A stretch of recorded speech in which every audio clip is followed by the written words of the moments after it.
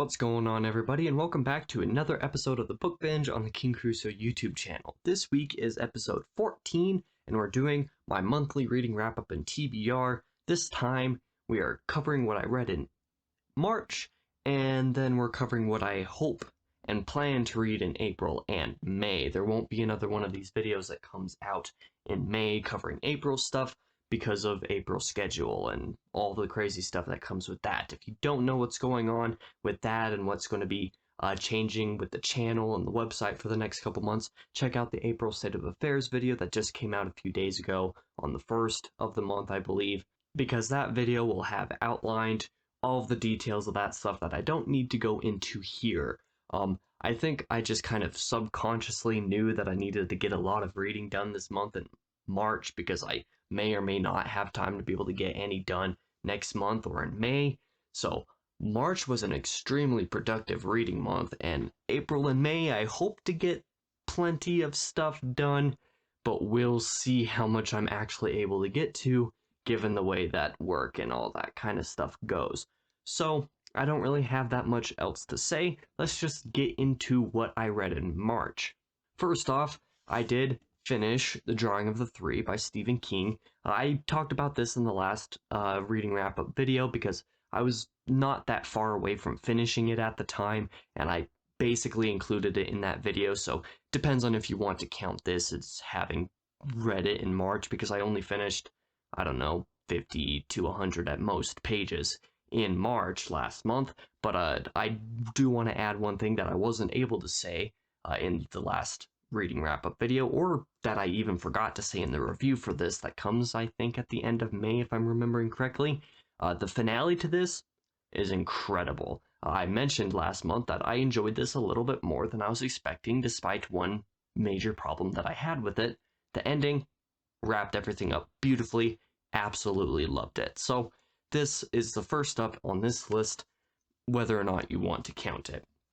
But when it comes to full books that I read in March, things that I read, started, and finished throughout the month, the first of those items was Brave New World. This was the monthly classic that I read in March, and one that I hadn't read before, unlike 1984 and Fahrenheit 451 and some of the other common dystopian novels. This was one that I had not read yet before this month.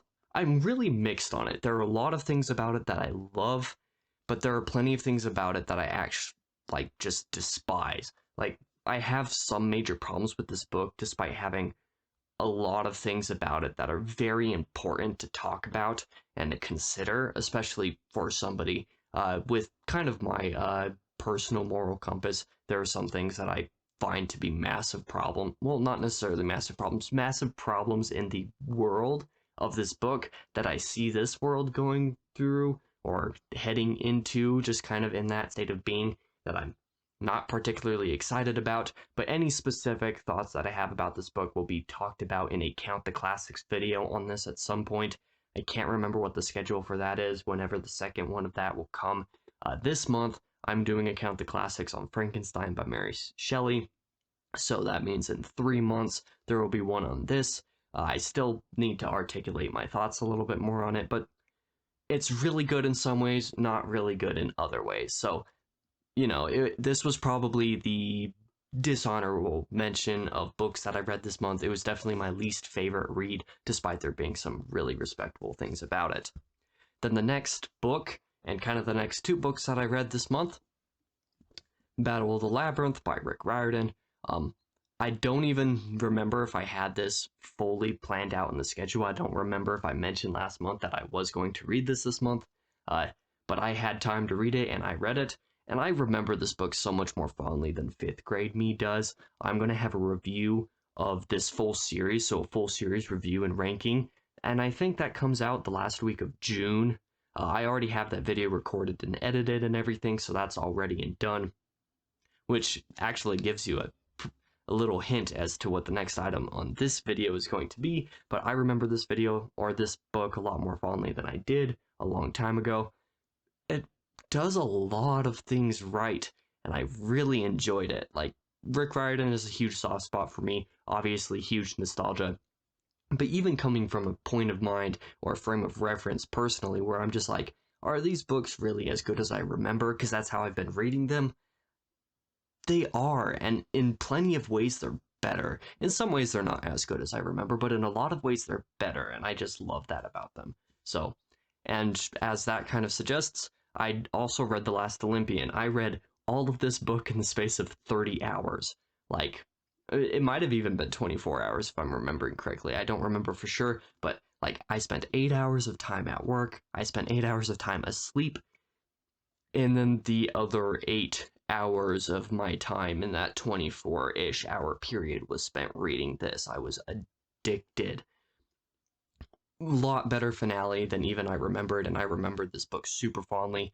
Lots of things that are done really well in this book. I just really enjoyed it. I'm not going to say too much more here because like I said, I have a full series review of ranking of this coming out in a couple months. But unfortunately, those were the only books that I actually finished in March. I did get to continue War and Peace by Leo Tolstoy, so I finished volume 1 of the book. At the end of the last reading wrap-up, I don't think I had read any of this in February, but I read volume 1 of this in January, I believe, if I'm remembering correctly. Didn't get to read any of it in February, so I did get to finish parts 2 and 3 of volume 1 in March. I'm going to be starting volume 2 here as soon as I can. Really enjoyed what I read of this, as always. Even just the prose of this book is enchanting and incredible. And then the last item on the books that I read is not a book that I was able to finish in time. Just as with the book haul video for the month, this is being recorded on March 26th, so there's still the rest of today, and then 5 more days left in the month, I believe. Is that how math works? 27, 28, 29, 30, 31. Yes. There's 5 more days in the month, not counting the rest of today, that I still have to be able to read The Wastelands by Stephen King, and most likely finish it, but I will not have time to be able to record, let alone edit anything next week, as things start to go into the really crazy schedule that starts in April for me. So, as a result of not having time to do any of that, yes, I am recording this video several days early. I don't want to be, but that's the only way that I can guarantee that this video is getting made at all. And I don't want to not make the video, so I'm going to do it this way. I've only read the first half of it. I just finished book 1 yesterday, if that's how my sleep schedule works out. So I'm starting, sorry for the rustling pages, so I'm starting book 2 here. Later today, basically. First half of this book, insanely good. I've gone into the series with the mindset of like, oh, is the Gunslinger really as bad as some people say it is, or really as mediocre as some people think it is? And that book amazed me. And then with the Drawing of the Three, I was like, is this book really that good though? Like, everybody says that this is one of the best or the best in the series, so how good does it actually work? And I really enjoyed it. And that's how I've been feeling about this again. I'm ever the skeptical with Stephen King stuff and what his most popular books are, just like, is it really that good? And then I'm always surprised. It's the same story here. I went into this expecting to like Drawing of the Three more, or hoping to like Drawing of the Three more so that I could trash this. Not really, I'm being facetious when I say that. I wasn't hoping to trash this. Sometimes I just want to see things a little bit different than everybody else does, just because, you know, bandwagoning on and having the same feelings about a book as everybody else that I know who's reading it can sometimes feel a little bit mediocre, because it's just like, well, do I really feel this way, or am I just being influenced by other people who are also reading the book? But even with this, no, like, I loved the first half of this book so much. I cannot put into words that won't spoil things at this moment off the top of the head that can tell you how much I'm enjoying the first half of this book. Unless the second half really craps the bed, this might be my favorite read of 2022 so far.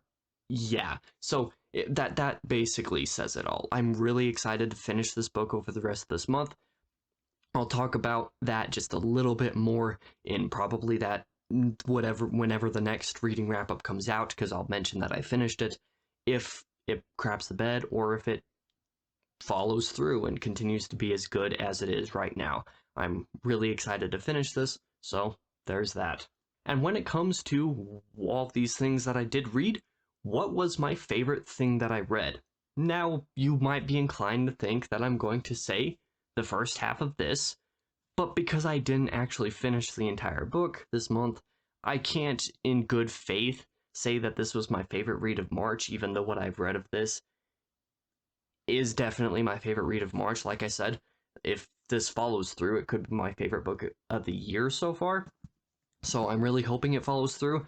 So this is kind of an honorable mention in this section, but of the books that I fully completed in March, The Last Olympian is definitely my favorite one, just as good as I remember, basically.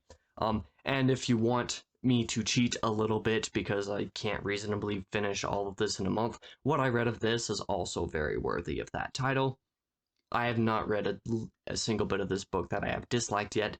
The only bit of it that I expect to quote-unquote dislike will be part 2 of the epilogue, because that's the only part that basically everybody dislikes. So, and with all of that outlined and being said, let's kind of talk about the things that I'm going to be reading over the next couple months. Like I said, the next couple months are going to be crazy, especially April, so I'm not going to be able to do one of these videos in May. I'm just not even going to try to make that happen. So this section, I'm going to be covering all the stuff that I plan, or at least hope to read in April and May. It's not super different from my reading plans any other month.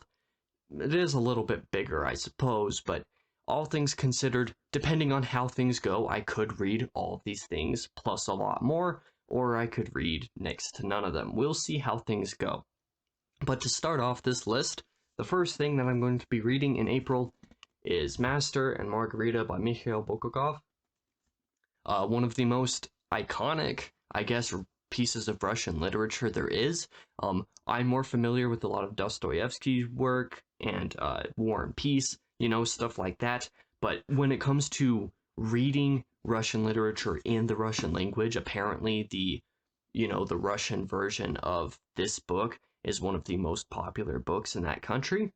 I don't know. I've not actually done any research to confirm this, but these are just things that I've heard. And if that's true, that's kind of cool. It's just unfortunate that, I don't speak or read fluent Russian, so I can't read the Russian version, but reading the English version should be cool enough. I'm not really expecting anything except for a fever dream, really, because that's how most people describe it.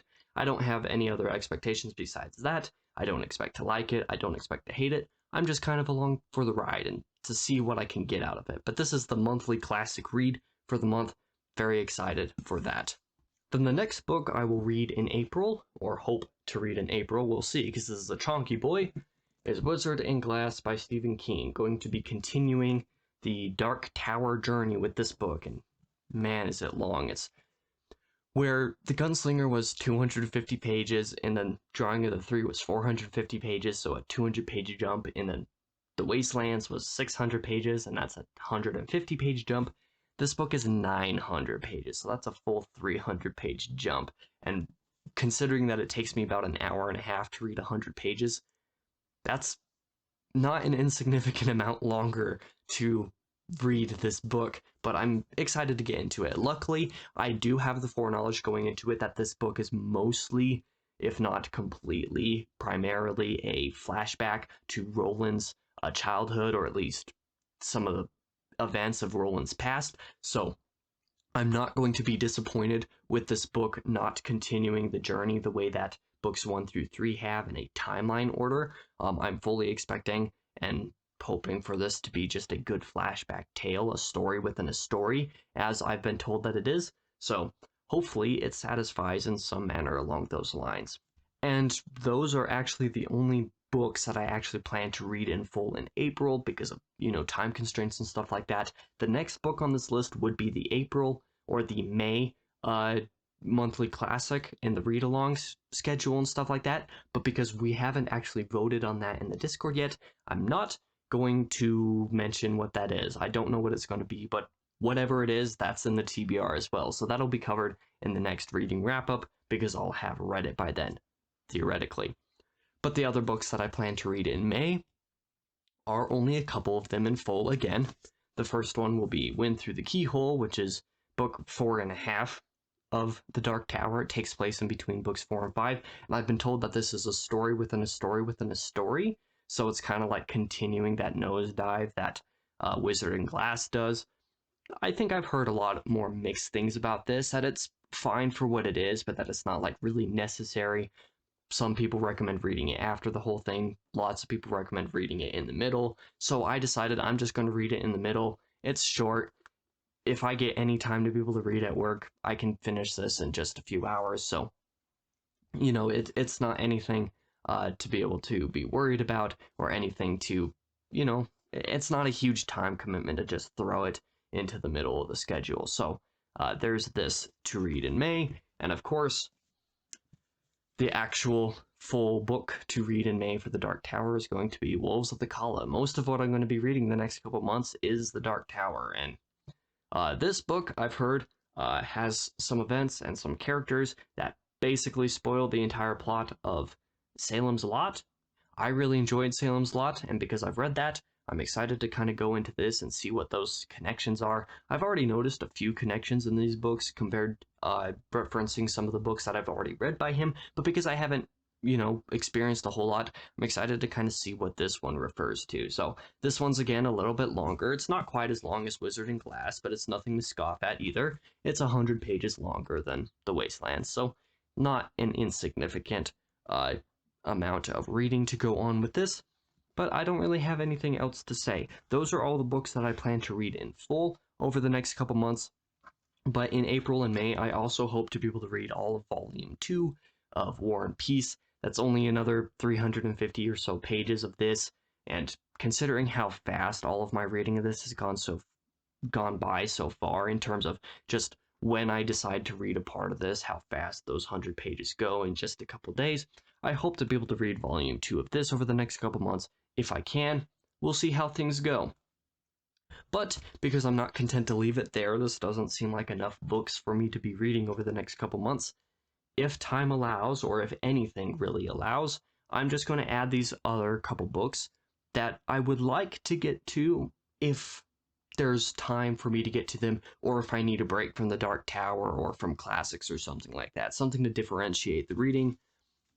First item of that, if I can get around to it, or if I decide to get around to it, is The Andromeda Evolution by Daniel H. Wilson, I believe. Yep, in the spirit of Michael Crichton. So it's a sequel to The Andromeda Strain, not actually written by Michael Crichton. I just kind of want to see how the book goes and see what happens. I don't really have any great expectations for it, but the fact that Crichton's wife, I believe, allowed it to be written and published tells me that it's at least good enough to be read. We'll see what it's actually worth when I read it, if I decide to read it in the next couple months. And then the last book that I'm going to outline here, because I'm not a fast reader, so the fact that I'm hoping to get through all of these alone, not even counting the May classic read-along book, is kind of insane and stupid for me to be talking about, but I'm going to outline this as well. If I have time, or if I need a quick palate cleanser, even though this is not a short book, I have The Red Pyramid by Rick Riordan. I'm going to continue my great Riordan reread and talking about some of that stuff, because like I said, I just read Percy Jackson and the Olympians, and I gotta say, it's very difficult to not just pick up The Lost Hero and start reading Heroes of Olympus right now, but I want to read or reread King Chronicles first. I have not read this series since 5th grade, so I want to see how they hold up, and, you know, I mean, if I need something that's really easy to read, because Dark Tower isn't going to be easy to read, Stephen King isn't necessarily a hard writer to understand or anything like that, but some of his ideas and concepts and stuff like that, especially when I'm going to be reading 3 Dark Tower books over the next few months, might be a little bit too much. And then, of course, I have a bunch of classics going on as well, so there's a lot of dense or very specialized material. If I have something that I really just want to read easy, this is going to fill that slot. If I don't get to this book over the next couple months, I will be reading this trilogy over the summer, in between school semesters and stuff like that, though. So regardless, we'll just kind of see how things go. That's the end of this video. Sorry that this is a little bit longer of a reading wrap-up. Like I said, I did a lot more reading in March than I was planning to, and I'm scheduling for the next couple months ahead of now. So that's just kind of the way that things go. I hope that you enjoyed this video. If you did, leave it a like and subscribe to the channel. Seasonalproductions.com is currently down for all of April right now because of the reasons that I outlined in that State of Affairs video.